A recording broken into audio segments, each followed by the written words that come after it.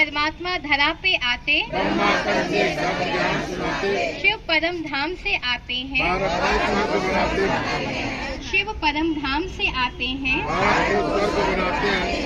शिव काल के पंजे से छुड़ाते,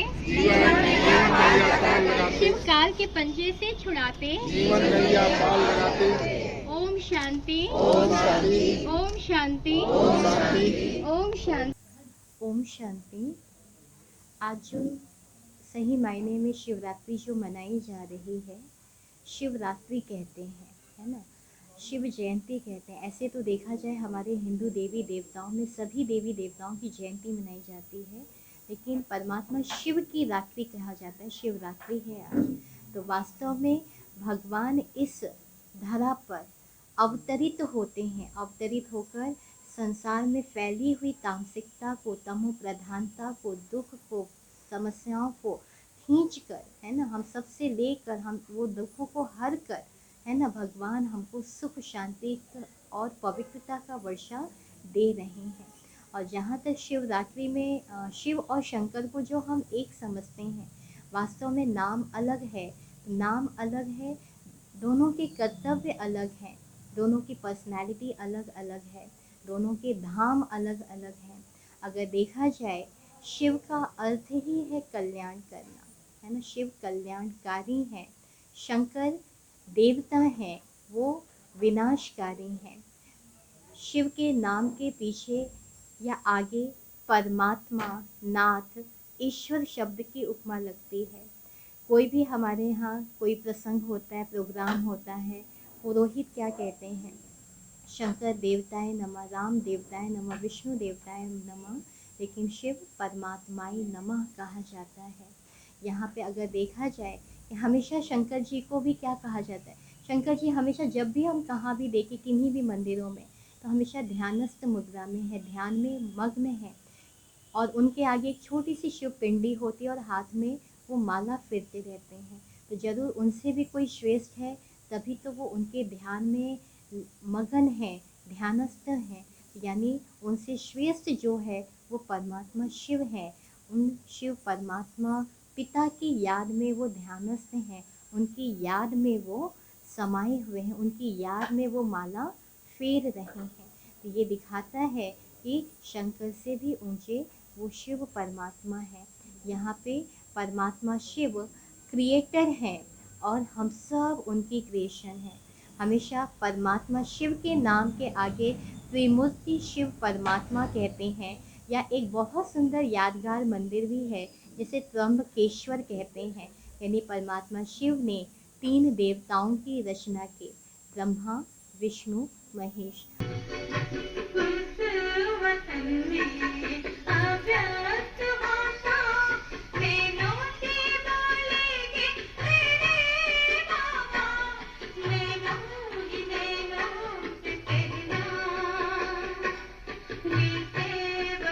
प्रजापिता ब्रह्मा कुमारी ईश्वरीय विश्वविद्यालय गोरखपुर के आश्रम पर महाशिवरात्रि का पर्व हर्षोल्लास के साथ मनाया गया। ब्रह्मा कुमारीज में शिवरात्रि का पर्व बहुत ही अनूठे और अलौकिक वातावरण में मनाया जाता है, जहां सभी को अनुभूतियां होती हैं। इससे भी ऊंचे वो शिव परमात्मा है। यहाँ पे परमात्मा शिव क्रिएटर हैं और हम सब उनकी क्रिएशन है। हमेशा परमात्मा शिव के नाम के आगे त्रिमूर्ति शिव परमात्मा कहते हैं, या एक बहुत सुंदर यादगार मंदिर भी है जिसे त्र्यंबकेश्वर कहते हैं। यानी परमात्मा शिव ने 3 देवताओं की रचना की, ब्रह्मा, विष्णु, महेश। महेश के द्वारा इसी पुरानी दुनिया का विनाश का शुरू होगा, क्योंकि हमेशा शंकर जी के साथ त्रिशूल दिखाते हैं, जिसमें 3 शूल है, जहाँ दिखाया हुआ 3 तरीके से सृष्टि का महापरिवर्तन होना निर्धारित है। और जो दिखाते हैं कि अलग अलग हर एक के भाव हैं, और शिव जी के ऊपर जो पानी है ना, कलशा है, कलशे से जो बूंद बूंद पानी टपक रहा है, या शिव जी के ऊपर 3 धारी और बीच में बिंदी है, इसका भी बहुत सुंदर महत्व है कि 3 धारी का भाव क्या है, कि परमात्मा त्रिलोकीनाथ त्रिकालदर्शी वो ज्योतिर्बिंदु स्वरूप है, उस ज्योतिर्बिंदु की पूजा करने के लिए हमने उसको एक पिंडी का आकार दे रखा है। जो परमात्मा है, जो क्रिएटर है, उसके ऊपर हम क्या क्या चढ़ा रहे हैं। आज शिवरात्रि के दिन हम सभी रोज़ मंदिर जाते ही हैं, लेकिन आज खास विशेष शिव भगवान की पूजा के लिए जाएंगे। अपने थालियों में भांग, अर्घ, धतूरा, बेलपत्र ये सब रखेंगे और साथ में घी, दूध, दही, मिष्ठान, चंदन, खिले हुए पुष्प भी रखेंगे। अब यहाँ विचार करने की बात है कि जो शिव जी के ऊपर जो हम ये सारी विषाक्त चीज़ें, जिसमें भांग, अर्घ, धतूरा, गन्ने की गांठ, बेर है, बेलपत्र है, ये सब जो चढ़ाते हैं, ये क्यों चढ़ाते हैं? कई मायनों में देखा जाता है तो लोग कहते हैं कि शिव जी ने हलाहल का पान किया था तो उनके अंदर गर्मी बहुत है, इसलिए, है ना, या उनको वो सारी विषाक्त चीज़ें पसंद हैं, या उनके ऊपर जो बूंद बूंद पानी टपक रहा है वो उनको शीतलता देने के लिए है। तो ये सब जो रहस्य है वो वास्तव में इसका भी एक आध्यात्मिक गूढ़ रहस्य है कि हम दुनिया में कहते हैं दे दान तो छोटे ग्रहण, दे दान तो छोटे ग्रहण कहा जाता है। तो यहाँ पे वास्तव में अपने अंदर की विकृतियों का, बुराइयों का नाश करना है।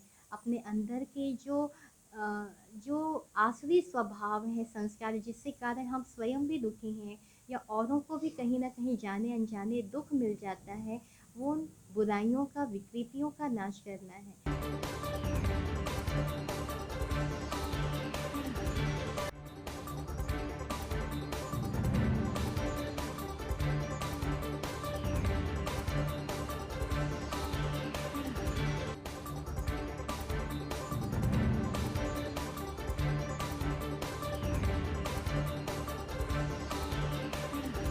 माया बाजार आश्रम पर बीके डॉक्टर समृद्धि द्वारा केक काटकर भगवान को भोग स्वीकार करवाकर ध्वजारोहण किया गया और झंडे के नीचे मार्गदर्शन वाले संकल्प भी याद किए गए।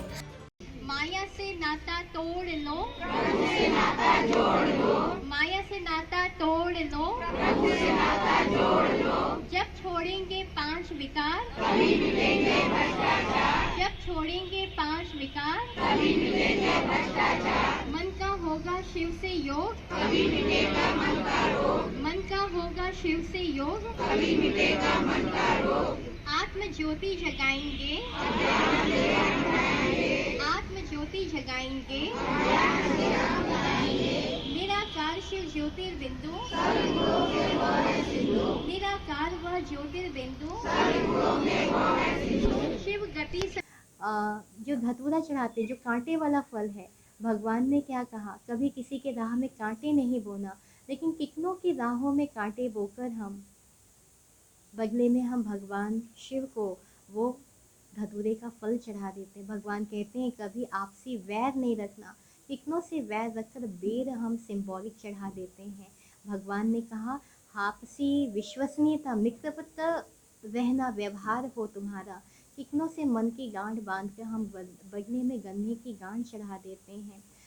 तो ये वास्तव में जब हम ये सचमुच हम अपने अंदर की विकृतियों को, बुराइयों को जब हम स्वाहा करते हैं, चढ़ा देते हैं, फिर जब हम उनके ऊपर दूध, दही, घृत का जो हम कलश से जो उनके ऊपर डालते हैं, ये वास्तव में यही प्रतीकात्मक है कि जब बुराइयां जब अंदर से, जीवन से जब निकल जाती हैं, हमारा जीवन निर्मल, शुद्ध, पावन हो जाता है, खिले हुए पुष्प के समान हो जाता है। जीवन में शहद के मुआफिक मिठास घुल जाती है। जो हम उनके ऊपर शहद चढ़ा रहे, चंदन चढ़ा रहे, जीवन हमारा शीतल होने लगता है, शीतलता के साथ साथ खुशबूदार होने लगता है।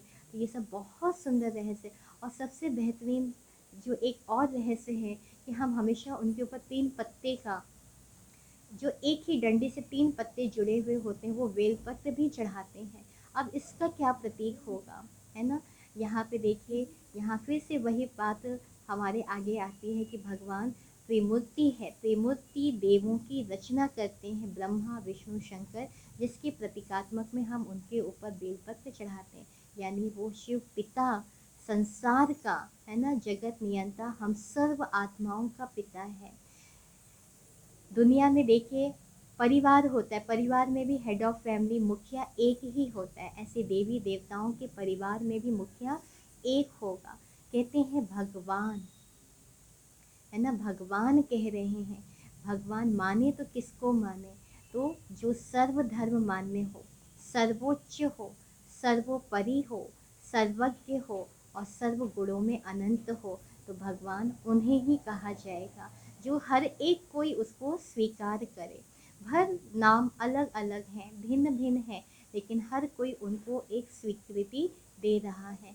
जैसे हम सभी हिंदू देवी देवताओं में, हम सब हिंदू जो धर्म है उसमें 12 ज्योतिर्लिंग, ज्योतिर्मय प्रकाश स्वरूप। जो इस्लाम धर्म है उसमें गॉड को नूर कहा गया है, नूरे इलाही कहा गया है।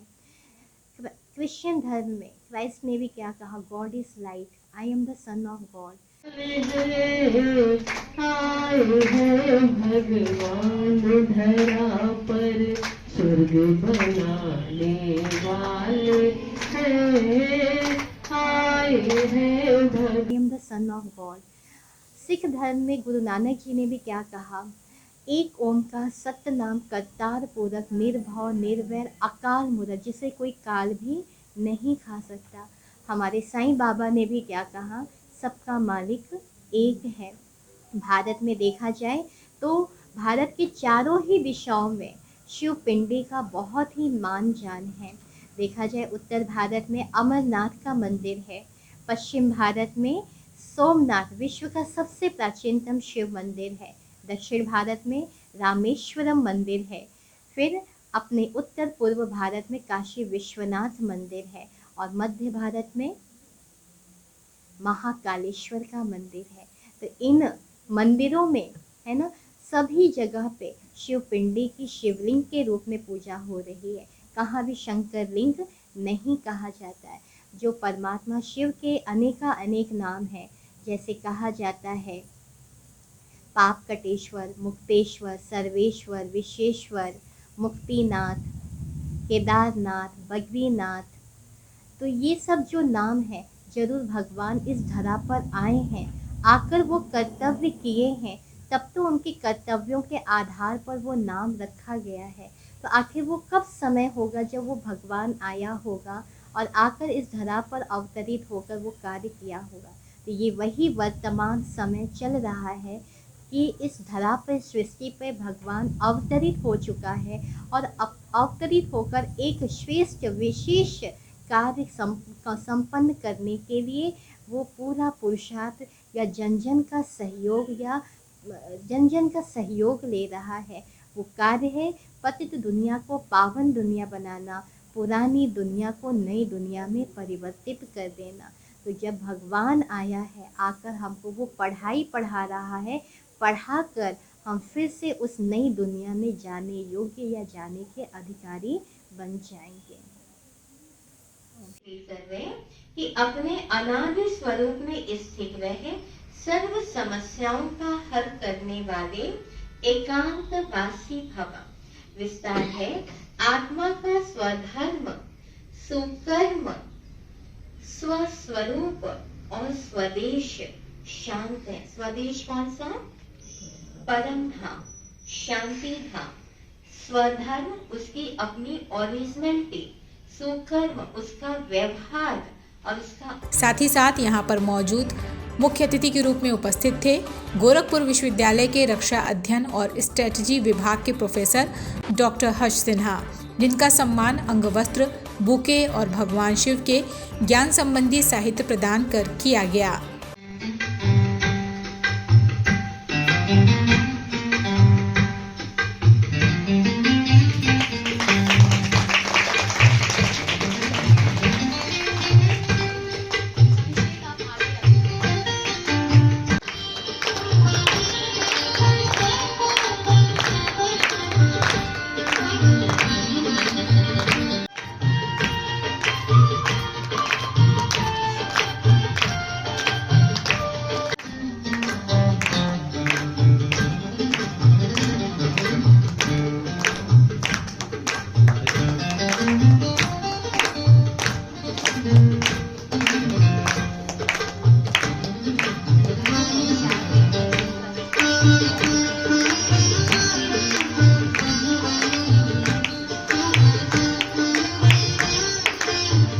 कैंडल लाइट भी किया गया।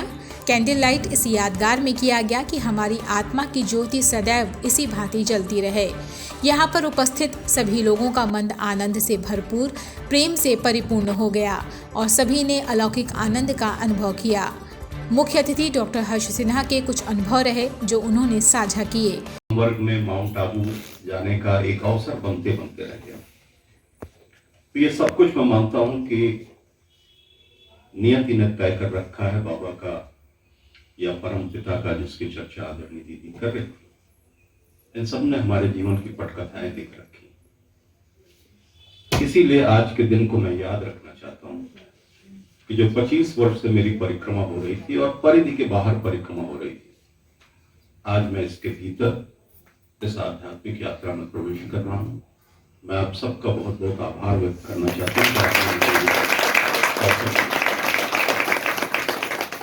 आपने अपने संबोधन में शिव और शंकर के जिस स्वरूपों की चर्चा की,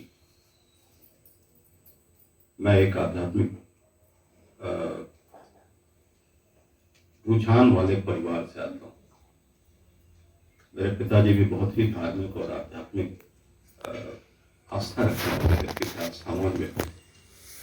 पर मुझे जानकर आज बहुत ही नई चीजों की जानकारी मिली, इन स्वरूपों के बारे में जानकारी मिली, उस अंतर के बारे में जानकारी मिली जो अब तक मैं नहीं जानता। और आपको सुनते हुए मुझे अचानक याद आया जब आप उस डिस्ट्रॉयर स्वरूप के बारे में या विनाशक स्वरूप के बारे में, संहारकर्ता स्वरूप के बारे में जिक्र कर रही थी। इस प्रकार से महाशिवरात्रि का पर्व शांति सौहार्द पूर्वक संपन्न हुआ। देखते रहिए अमेज नाउ।